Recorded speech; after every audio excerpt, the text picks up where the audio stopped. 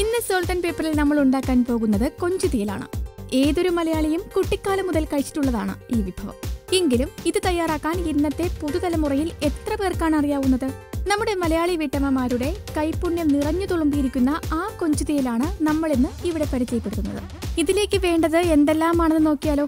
ഇഞ്ചി വെളുത്തുള്ളി paste 50 gram വീതം, തക്കാളി ഒരെണ്ണം, ഉപ്പ് ആവശ്യത്തിന്, കറിവേപ്പില ആവശ്യത്തിന്, വെളിച്ചെണ്ണ 3 സ്പൂൺ, മഞ്ഞൾപ്പൊടി 1 ടേബിൾ സ്പൂൺ, പച്ചമുളക് 5 എണ്ണം, കുടംപുളി 4 ഇതൾ, ചെറിയ ഉള്ളി 100 ഗ്രാം, കടുക് 1 ടേബിൾ സ്പൂൺ, കുരുമുളക് പൊടി 1 ടേബിൾ സ്പൂൺ, 1 ടേബിൾ സ്പൂൺ ഇഞ്ചി കൊഞ്ച് 300 ഗ്രാം, പിന്നെ തേങ്ങ 2 സ്പൂൺ ചിരകിയത്, ചെറിയ ഉള്ളി 8 എണ്ണം, ഇഞ്ചി 1 എണ്ണം, വെളുത്തുള്ളി 7 അല്ലി, കറിവേപ്പില 2 തണ്ട് എന്നിവ ചേർത്ത് വറുത്ത് പൊടിച്ച് കൂട്ടുണ്ടാക്കിയത്.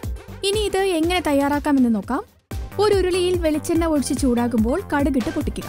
1 ടേബിൾ സ്പൂൺ ഇഞ്ചി നീളത്തിൽ അരിഞ്ഞത് ചേർത്ത് മൂപ്പിച്ച് അതിലേക്ക് ഇഞ്ചി വെളുത്തുള്ളി ഇവ പേസ്റ്റാക്കിയത് 50 ഗ്രാം വീതം ചേർത്ത് കറിവേപ്പിലയും വറ്റൽമുളക് 5 എണ്ണം ഇടുക. 5 പച്ചമുളക് അരിഞ്ഞതും കൂടി ചേർത്ത് ഇളക്കണം. ഇതിൽ ചെറിയ ഉള്ളി 100 ഗ്രാമും കൊഞ്ചും ചേർത്ത് ചെറുതായി ഇളക്കി അതിലേക്ക് 1 ടേബിൾ സ്പൂൺ മഞ്ഞൾപ്പൊടി, കുരുമുളക് പൊടി, 4 ഇതൾ കുടംപുളി എന്നിവ ചേർത്ത് ഇളക്കിയ ശേഷം നേരത്തെ തയ്യാറാക്കി വച്ചിരിക്കുന്ന മുളക് പൊടി, മല്ലിപ്പൊടി, തേങ്ങ, വെളുത്തുള്ളി, ചെറിയ ഉള്ളി ഇത്രയും കൂടി ചേർത്തരച്ച വറുത്ത കൂട്ടും ചേർത്ത് വീണ്ടും നന്നായി ഇളക്കണം. പിന്നീട് ആവശ്യത്തിന് ഉപ്പും 1/2 ലിറ്റർ വെള്ളവും ചേർത്ത് 10 മിനിറ്റോളം അടച്ചു വെച്ച് വേവിക്കണം. അതിനുശേഷം കറിവേപ്പിലയും 1 തക്കാളി അരിഞ്ഞതും ചേർത്ത് ഇളക്കി സെർവിംഗ് പ്ലേറ്റിലേക്ക് മാറ്റും. ഇതിന്റെ മണം അടിക്കുമ്പോൾ തന്നെ വായിൽ വെള്ളമൂറുമെന്നത് ഉറപ്പാണ്. അപ്പോൾ പിന്നെ രുചിയുടെ കാര്യം പറയേണ്ടതില്ലല്ലോ. അപ്പോൾ ഇനിയും വ്യത്യസ്ത രുചികളുമായി സോൾട്ട് ആൻഡ് പേപ്പർ എത്തും. രുചിയൂറും ആ വിഭവങ്ങൾക്കായി ഈ ചാനൽ വേഗം സബ്സ്ക്രൈബ് ചെയ്യൂ.